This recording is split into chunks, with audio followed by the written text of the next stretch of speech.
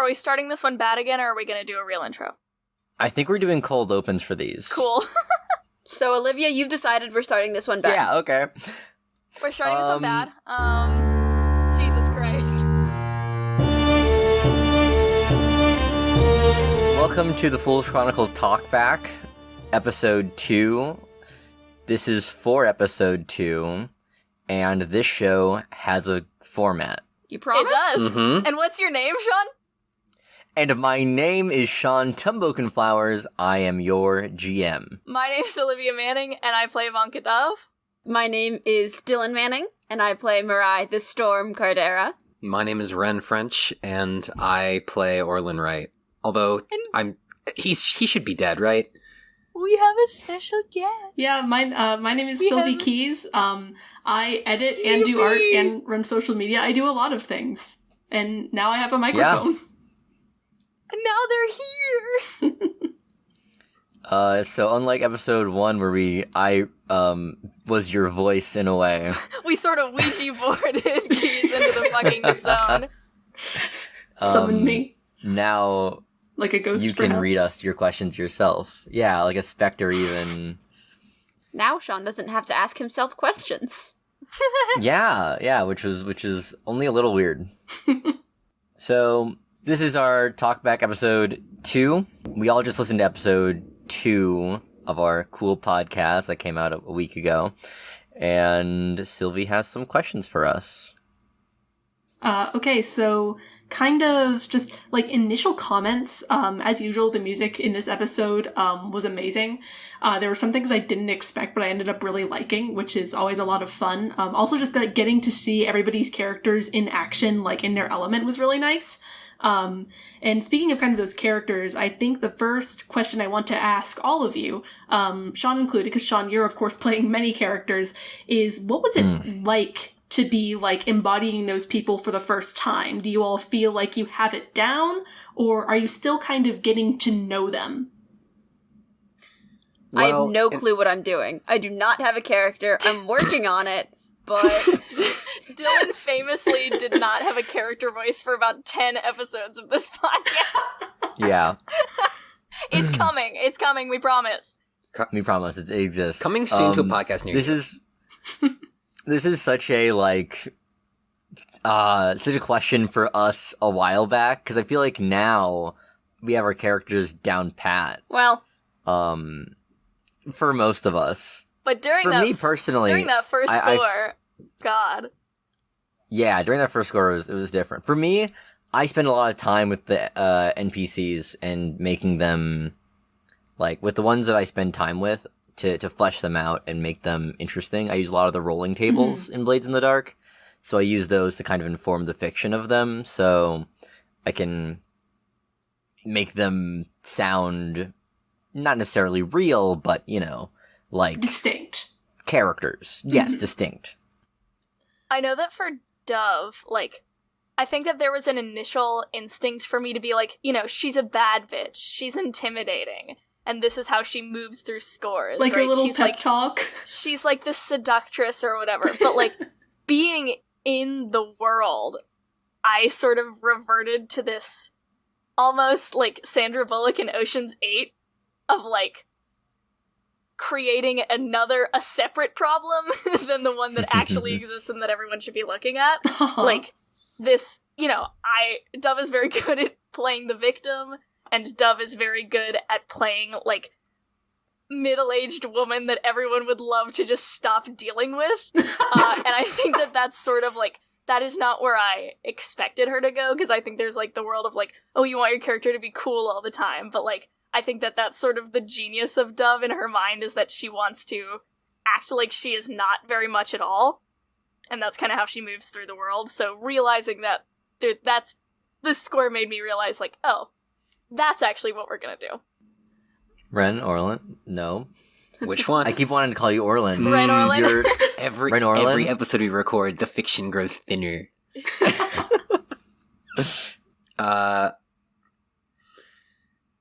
So, for me, I mean, it was kind of split, because on the one hand, I've had this character concept in the air for a long time. And then on the other hand, I had no idea what to do with him. He was just like a guy unattached to the actual world that he inhabited. Like if you, And I think Orlin is still that in this episode too. I definitely think so. I don't think he starts finding his rhythm until a little bit later. Dylan, what about you? I mean, I will admit that definitely for, like, this score, I've already said, like, I didn't really know what I was doing. I definitely had a He was character just hating people. concept, and I had a bunch of things I kind of wanted to do, but I was also, nervous, because, you know, it's so weird being in this space of, like, yeah, I think that I'm entertaining enough that people want to listen to me and my character. Mhm. So that combined with, like, having no rhythm or not really understanding how I wanted him to interact with the world around him and how I wanted her to, like, do her thing, all that. So that, all those things combined, and yeah, I kind of held back, I feel like, on a lot of parts this score, except for, of course, when I get to go all out, and I did not hold back. I was gonna say, I feel like there Yeah. were actually a lot, or at least I think there were a lot of really good store moments in this score. I think this score, like, introduced all the characters really well, or, like, set them all up really well. And I that's can't stress what I really how liked. perfectly this score went. Like, Yeah. there were... Enjoy we that, were- it won't happen again. I it was, actually- like, scarily well executed. I remember hearing a little bit about this. Shawn, I'll direct this next question, or this next question is for you. Like, I remember you telling me a little bit about this, like, how well the score went for them afterwards. And I'm wondering, like, what was going on in your head? Like, did really anything surprise you other than, like, your roles versus their roles? Or did anything catch you off guard? Like, what was the Shawn thinking as you executed, like, your Yeah. first, like, the first real score of this series? Open secret for me is that I have read every TTRPG book known to man. Every one of I've them read them ever. all. I know. Yeah, I yeah, have yeah. seen every TTRPG. Yeah, I have. And I've read them all. So you guys have that to look Um, forward to in future seasons. He yeah, never shuts up about just it. me nerding out every We 5 wish seconds. you would. But that aside, my dogma of DMing comes straight from Monster of the Week, which is that the DM, GM, keeper, whatever, should be a fan of the players. So, how I play the game is that I want you to succeed. But I also have a list of challenges and obstacles that, are going to be a problem for you. Like, if you're doing a score in, this big fancy government place, you're going to have to deal with blue coat patrols and electricity and all these things that are active factors in that world. So I keep that in mind, but also I want you to succeed. So, like, when you guys roll well, I want to hand you more things, more tools to improve. Which you guys, like, rolled. I think we rolled, like, 3 crits. I think you In rolled this- 2 and then Dove rolled 1. I think I rolled a crit. You Dove definitely rolled a crit. and then Orlin rolled a No, crit. rolled- Orlin did Orlin- not roll a crit. Not in this episode, no. Not in this episode, no. You didn't crit? Not in the I episode. thought you crit on the ghost No, thing. it was a 5 and a 6, if memory serves. It was a 5 and a Oh, 6. yes, yeah, you're right. Mm-hmm. I rolled really well, but I didn't roll Did crit. you crit for the engagement or did you just get a 6? You can't Me? crit Yes. on a gauge. No. You can't crit You on don't engagement crit. rolls? I thought you could crit on anything. You might be able to. I forgot. Oh. Well, I I I know just you know crit we got, on- like, a lot of the setup basically set up for us, which means I assumed you crit on that. When you succeed on a engage roll, you start off in a controlled position, which means that anyone's first roll going in is controlled, and your situation remains to be controlled until it changes. Because you got a crit on the Wraith's Poison. roll, which was so fucking unbelievably clutch. Holy shit. Yeah. Like, it really does depend on your rolls as much as it does ours, which sucks, because we don't get to see the rolls, but whatever. Shawn is... You get to hear my reaction. Shawn is so mean to us Yeah, all but of the those time. reactions can mean anything. Next time we roll, let's not tell Shawn what it is. I roll, it's a 1, and I go, okay, so Interesting. I do it. I roll and I just start saying what Storm does. What if we cut Shawn out of this podcast entirely? We unionize. Yes! Why are my players unionizing right now? What the fuck is happening? You leave us alone for 3 Congratulations, minutes. players. You've unionized. You have unionized. New podcast idea. My friends get together and roleplay instead of actually playing a game. That aside, that was my thought process for this one. I also just did a lot of pre-pro, so a lot of like standard factors. Like Dove, I could tell you wanted me to say that the guy Pritchard was not a Scotlander, not from Scotland. but I pre-rolled the character, so like when I rolled him up, it was like Scotlander. So I was like, well, he's a Scov.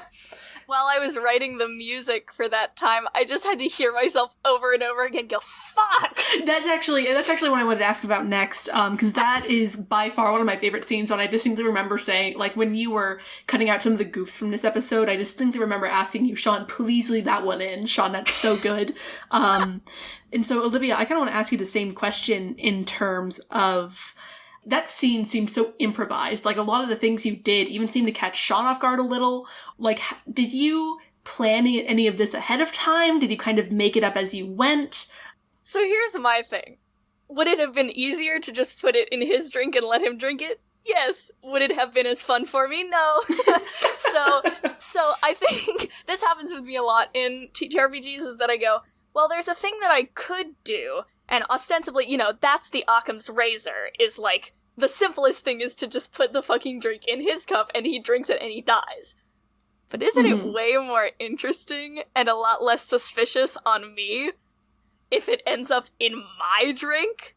I am always thinking of the best way to distract and sort of deflect suspicion, if not away from me to something else. And that was sort of my whole thing, was King's Ransom was make a bunch of complicated factors, so much so that you have to go through so much bullshit to figure out that it was me, that why would you bother? And see, that's something, I really like that coming from you, because that feels like such a Dove mindset. Yeah, get this the hell out of my specific purview. Olivia, by the way, can I just take a second to talk about the music in this episode, because it is fucking impeccable. It's music time! I loved making the music for this because it's so, like, weird. The music for this episode is so weird because it's so, like, incongruous from each other. Like, you've got Slate's theme, which is what I like to call slutty jazz. There is Orland's theme, which is, this is the first time I've really gotten to use Orland's theme in full swing, and god, it's so cool when I just get to, like, go crazy with that. And then there's the Pritchard's Death song, which I've talked to you about this on multiple occasions off mic. It is so difficult to write death music for someone when the death is good.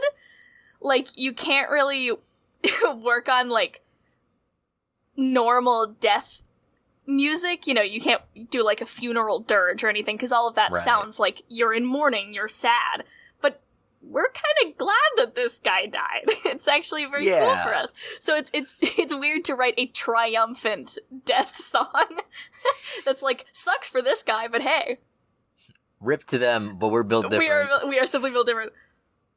Yeah, and Orland's, god, it was so nice to just be able to pull out Orland's theme and just do all my funky stuff with it. Because I love it. It's just so, like, Western horror, gothic horror-esque. It's so fun. How long is that clip? Because legitimately, it was... scale of 1 to 10, Orland's thing or intro monologue. On being... What's worse? Oh, intro monologue was way worse. Cool. Because I still had to do Just checking. transitions into stuff. Orland's theme was just the same stuff musically, but it was so, Okay. I had to keep it interesting. I had to line it up with, the highs and lows of what you said, of what Wren said, etc., etc., which was very fun and very cool, and I got to add, this sort of... There's this kind of juxtaposition the whole time of Orland's banjo, which is very low and very... sort of flat, there's no vibrato to it, it kind of just goes, and these sort of soaring harp parts of the spirit world, which I think is really fun, because there's these crazy spirits, and then Orland just like an old man sitting there like, am I gonna have to turn this fucking spirit mask around? Like, it's just so much fun to just watch him be in this world. Yeah, I mean, the music in this episode I'm in love with. Olivia and I spent a lot of time together editing the music with the episode. Yeah, timing it and- in. Yeah, so like Olivia will be like, "Here's my song," and I'll go, "Okay, what clip is that for?" And then we spend time like looking at the same And like wave files. fading it in, and like Shawn brutalizes it until it doesn't even look like it belongs on Audacity anymore. It's a miserable experience. We're like Frankenstein in there. Yeah, literally. And the part for this episode that I loved the most was we had a moment where we were lining up the death theme, and I went, "Oh, Olivia, heads up, this has to go right into the ad break for this episode." And we were trying to line it up, and Olivia's like, "Okay, can we get a pause here before the ad break?" And I went, "Ooh, can I space out the time between, the last words I say and then when I say dead, and have that hit right after the music as like a button?" And Shawn, every time that we edit music into an episode, Shawn gets one moment of brilliance. He gets one. No more than that. Sometimes he doesn't even get it, but he gets one. And that was the one. Because I was like, I don't think that'll really work. I think it'll maybe be a little bit awkward based on how you say the sentence. But no, it's the coolest motherfucking shit in the world. Because Shawn gets one moment of genius every episode. It just flows so well, and it's that one moment of like, bah, and it was so like final. And the good thing is, I write everything in D minor, so it was just able to go right into the ad break. Yeah, but like, the music was great.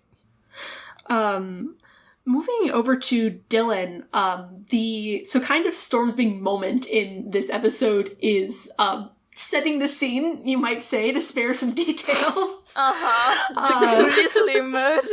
The scene, you might say. And back in, I guess it would be episode 1 is when it happened, when you were telling everybody about the scene. Was this something that you had thought of beforehand, like this dossier full of ashes and a man, like his head rolls off as you turn the chair around? Did you, when did that come into your mind? Because I feel like that's such a perfect setup for this. So in episode 1, when we were talking about, okay, what are we trying to do here? What's the whole goal? I mean, it's not like we plan out what these scores are before we start recording. So, yeah when I suggested, I force you not to, actually. He doesn't let us. We ask, and he says no. I hit you with a stick. The little spray bottle. But, yeah, so we were talking about, what we were trying to figure out here, and I don't remember if there was a particular inspiration for it, but I just went, ooh, well, if you want to hide evidence, the, best way to do that, of course, is to burn it. And we happen to have a really good motif for that. So that was something that I thought of then, that I suggested that, of course, I was looking forward to going into episode 2. And I think someone else suggested in episode 1 the whole decapitate thing. Wren, maybe? I don't know. Olivia, maybe? Who knows? I think it might have been me, because I thought it was really funny. It was either Olivia or I Dylan. Because I suggested that later. But then, honestly, I probably had more that I could have done to set up the scene, but I was like, okay, I can't get too gruesome in episode 2 of this podcast. We gotta ease him in. So a lot of that scene was pre-planned just because we talked about it in episode 1, but it was all, stuff we had come up with on air and just had to wait an episode before we could actually do it. Yeah. Oh my god, that's another thing that I totally, like, going back to the other thing, you knocking me out, Storm, was a fucking split of the moment idea. Like, It was I a was like, really decision. I was like, wait a minute, I can't just fucking leave. It But I was can't just also fucking like be here. talking about Dove's whole thing being throwing in so many confounding factors that you just, what the fuck? It's like, Hutch had seen you. Like, fully had seen me. Like, you were conscious and talking, so... But also, the last time you saw me conscious and talking, for Richard's head was on, so... That is true. Going back a bit, Wren, you were saying some things about how you had Orlin in your mind for a really long time. And that reminded me of just, like, your description of the ghost field. Like, this was the point where Orlin really got to shine and, like, you know, do his entire thing, other than, you know, chugging fine whiskey. And I'm very curious as to just what inspired that vision of the ghost field and what inspired Orlin. So there's just, like, some world building stuff. I want to know your ideas. Shawn, if you have ideas, I'd love to hear them. But Wren, just kind of tell me about what was on your mind with that. Okay, so with the ghost field, I don't know, to me, it's described in the book as this, like, ephemeral thing, this, like, state of being that exists in conjunction with our own, but you can't see it until you put on a spirit mask. And so in my head, it's something like, it's a force like magnetism or gravity, right? Where, like, you can't see it, you can just see the effects of it. But if you put on these lenses that are inlaid into this mask, you can suddenly see the energy given off by things like ghosts and spirits and demons and leviathans. I think what's most interesting about it is the book is intentionally vague on most of this. Like, all the spirit stuff, it's very vague on most of it.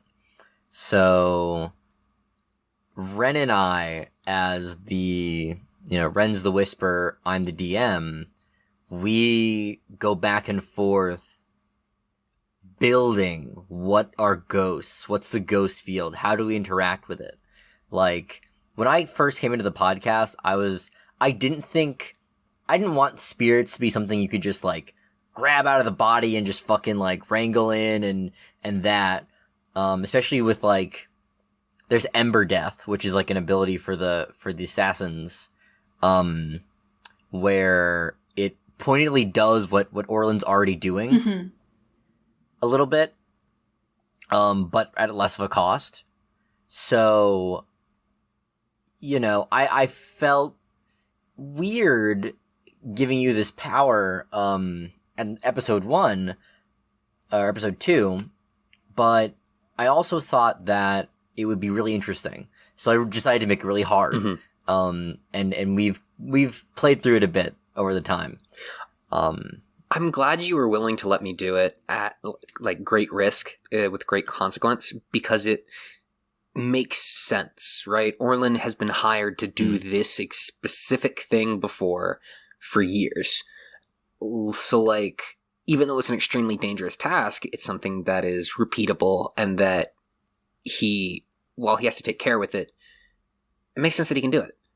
Right. Still a bad idea. Yeah. It's Diet like, Ember Death. But we don't, like, talk shop about what ghosts look like outside of the podcast. Like, that's all in, like, we are making the fiction under us as we go. That so came when straight Orlin from describes Wren's ghosts, like, Palace. yeah. Like, so when Wren describes ghosts like this, I will describe ghosts like that, and the truth for this fiction is, like, somewhere in the middle. And as far as, like, talking about what spirits are, a spirit field, and, you know, these lore intricacies, I'll often come to Shawn. I'll message him at, like, 3 a.m. And be like, hey, I've had this idea for Orlin, or for this or for that. And he'll say, all right, cool. This is an on-podcast discussion. Okay.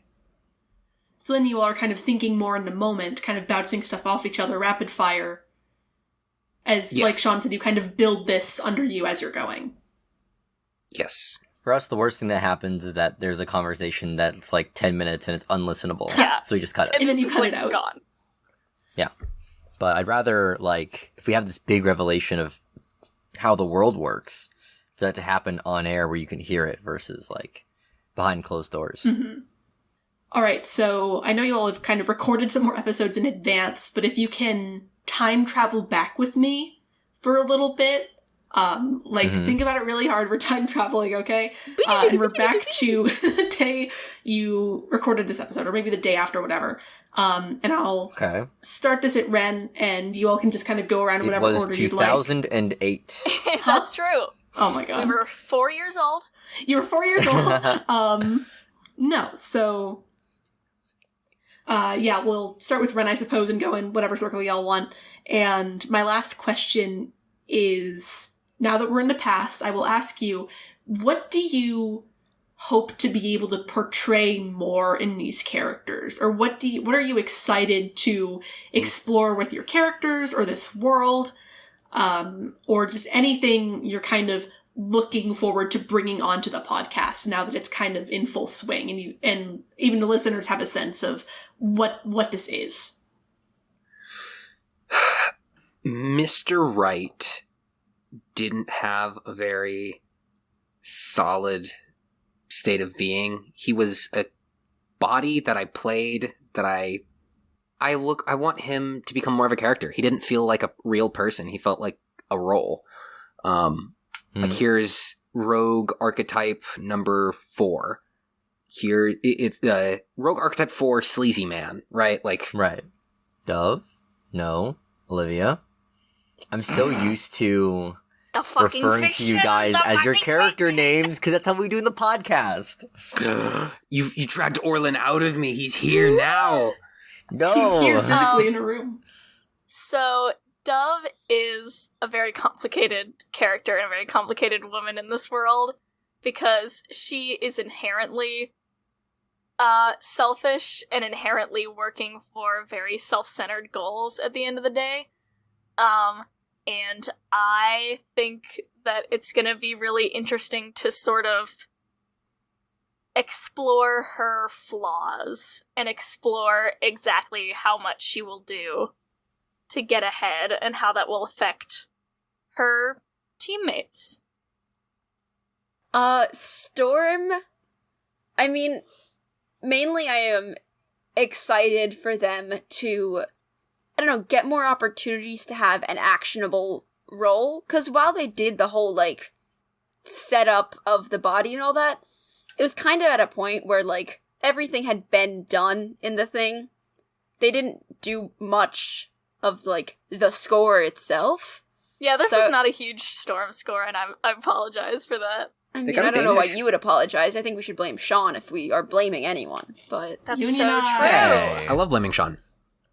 it's The my next favorite score hobby. is a very Storm score. But I'm really just excited for them to get a chance to, like, do more and kind of help figure out their role in this all and their own, like, characterization and all of that, really. Can I mention something that's like one of my favorite Storm moments from the score while we're reminiscing? There's, like, 3 of them, so yeah. It's such a sleeper moment, I feel, but it's the moment when Hutch goes out to talk to Storm. Fucking profile Storm in the middle of this fucking bakery. Yeah. Like Oh my Hutch God, walks that's my up and is like, favorite. walks up and goes like, "What you doing with that big X?" And then Storm just like they go back and forth for a little bit, and then you say the line, I say he's gonna give you a hard time, and you say I'm not gonna make it easy for him. It's my favorite fucking Cause Storm line. problems on purpose. That is If you like didn't bring the that up, core I was of going Storm. to. That is the core of who Storm is, I think. It's such good characterization. It was perfect. I was like, yes. Yes. I mean, Like Like- listening back to it, I wanted to put a button on it because it was like fucking Both you are not that gonna is make it easy. a moment that I, like, listening to was just relishing in, because it's both a thing where, Storm's job in this was to give Hutch a hard time. Like, just kind of have his attention Famously. so that Dove could do her thing. But also, like, Storm is, I feel like, very... Things we know about Storm. Ambitious. Contrarian. A little petulant. A little whiny baby. Big axe.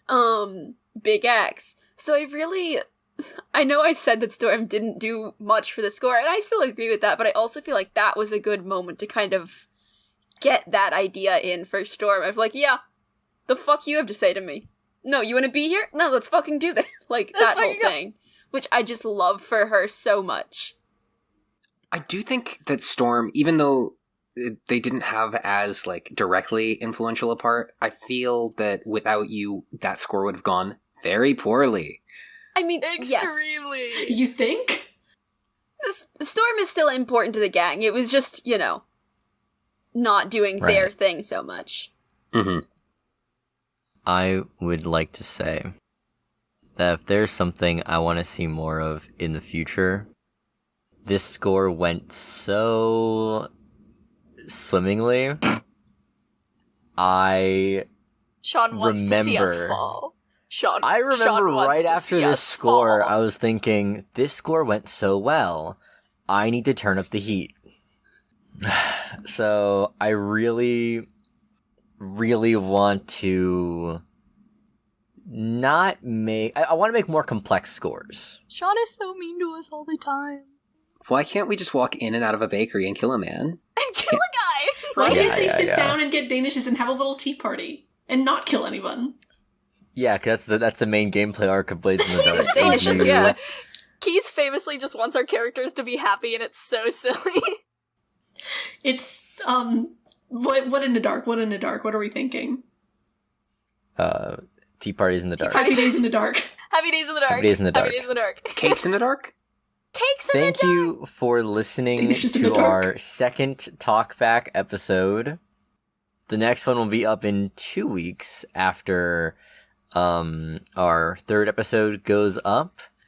And thank you for listening. Talk shit, get hit? No! Talk shit, get hit. It's It's our outro now. It has to be our outro. It has to be. Talk shit, get hit. Good night, everybody.